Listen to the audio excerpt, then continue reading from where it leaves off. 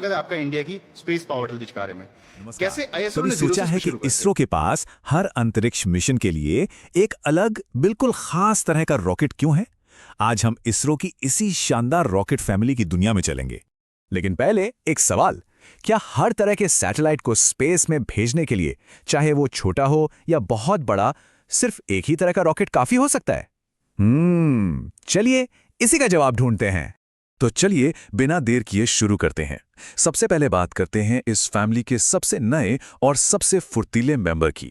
ये है SSLV, यानी कि स्मॉल सैटेलाइट लॉन्च व्हीकल। अब देखिए, नाम से ही सब कुछ साफ है ना? इसे खास तौर पर आज की ज़रूरतों के हिसाब से डिज़ाइन किया गया है, छोटे छोटे सैटेलाइट्स को तेज़ी से और कम खर्चे में लॉन्च करने के लिए। इसकी सबसे बड़ी खूबी है इसकी कैपेसिटी। SSLV करीब 500 किलोग्राम तक का वजन पृथ्वी की निचली कक्षा, जिसे हम लो अर्थ ऑर्बिट या लियो कहते हैं, वहां तक आसानी से ले जा सकता है। आजकल छोटे सैटेलाइट्स का मार्केट जिस तेजी से बढ़ रहा है, उसके लिए ये एकदम परफेक्ट है। तो फिर इसका मेन काम क्या हुआ? इसका मुख्य काम है छोटे सैटेलाइट्स को लॉन्च करना, खासकर नए स्टार्टअप्स और कमर्शियल क्लाइंट्स के लिए। ये एक तरह से ऑन डिमांड लॉन्च की सुविधा देता है, मतलब जब जरूरत हो तब लॉन्च, और ये स्पेस इंडस्ट्री में एक बहुत बड़ी बात है। तो ये तो हुई सबसे नए मेंबर की बात। अब चलते हैं इसरो के सबसे भरोसेमंद और सबसे जाने पहचाने साथी की तरफ। PSLV को इसरो का वर्कहॉर्स कहा जाता है। और भला ऐसा क्यों? क्योंकि इसने अपने शानदार ट्रैक रिकॉर्ड और एक के बाद एक सफल लॉन्च से ये खिताब कमाया है। सच कहें तो ये इसरो का सबसे ज्यादा इस्तेमाल होने वाला रॉकेट है। अब जरा इसकी ताकत पर गौर कीजिए। PSLV करीब 1.75 टन वजन उठा सकता है, जो SSLV से 3 गुना से भी ज्यादा है। ये कैपेसिटी में एक बहुत बहुत बड़ी छलांग है। और इसकी रेंज तो देखिए, कमाल की है। चाहे पृथ्वी पर नजर रखने वाले सैटेलाइट्स हों या हमारा अपना नाविक जैसा नेविगेशन सिस्टम, अरे यहां तक कि चंद्रयान 1 और मंगलयान जैसे हमारे ऐतिहासिक मिशन भी PSLV ने ही मुमकिन किए हैं।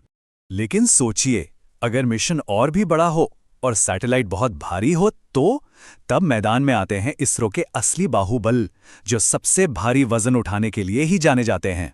देखिए, जो बड़े कम्युनिकेशन सैटेलाइट्स होते हैं, उन्हें एक बहुत ही खास ऑर्बिट में भेजना पड़ता है, जिसका नाम है जियोसिंक्रोनस ट्रांसफर ऑर्बिट या GTO। ये ऑर्बिट पृथ्वी से बहुत बहुत दूर है, और वहां तक पहुंचने के लिए रॉकेट में जबरदस्त पावर चाहिए होती है। और यहीं पर GSLV और LVM-3 काम आते हैं। GSLV जहां GTO तक करीब 2 टन ले जा सकता है, वहीं LVM-3 इसकी ठीक दोगुनी यानी लगभग 4 टन की क्षमता रखता है। इससे आप अंदाजा लगा सकते हैं कि LVM-3 कितना ज्यादा शक्तिशाली है। LVM-3, जिसे पहले GSLV Mk3 के नाम से जाना जाता था, आज की तारीख में भारत का सबसे ताकतवर रॉकेट है। ये वो चाबी है जो भारत के सबसे बड़े और महत्वाकांक्षी स्पेस मिशन के दरवाजे खोलती है। तो जाहिर है, जो सबसे बड़े और सबसे जरूरी मिशन हैं, वो LVM-3 को ही सौंपे जाते हैं। भारी भरकम कम्युनिकेशन सैटेलाइट्स, भविष्य के डीप स्पेस मिशन, और हां, हमारा सबसे बड़ा सपना, भारत का पहला human space flight mission Gaganyaan, वो भी इसी बाहुबली पर सवार होकर अपनी उड़ान भरेगा। ठीक है, तो हमने इन सभी के बारे में जान लिया।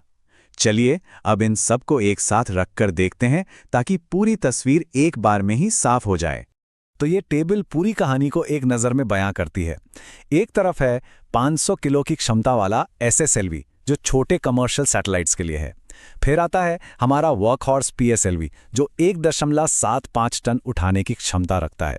और फिर है GSLV और हमारा सबसे शक्तिशाली LVM-3, जो 10 टन तक का वजन निचली कक्षा में या फिर भारी उपग्रहों को बहुत दूर GTO तक पहुंचा सकते हैं। मतलब हर मिशन के लिए एक परफेक्ट रॉकेट। तो इन सबसे क्या पता चलता है? ये रॉकेटों का बेड़ा सिर्फ मशीनें नहीं हैं, ये भारत की अंतरिक्ष में बढ़ती हुई शक्ति का प्रतीक हैं। सोचिए, अलग अलग तरह के रॉकेट होने का मतलब है कि इसरो के पास हर मिशन के लिए सही टूल मौजूद है। इससे लॉन्च में फ्लेक्सिबिलिटी आती है, लागत कम होती है, और सबसे बड़ी बात, हम अंतरिक्ष तक पहुंचने के लिए आत्मनिर्भर हैं। और यही वजह है कि आज दुनिया भर के देश अपने सैटेलाइट लॉन्च करने के लिए भारत के पास आ रहे हैं। तो इस शक्तिशाली बेड़े के साथ अब इसरो का अगला बड़ा लक्ष्य क्या होगा? खैर, ये एक ऐसा सवाल है जिसका जवाब हमें भविष्य के रोमांचक मिशनों में ही मिलेगा।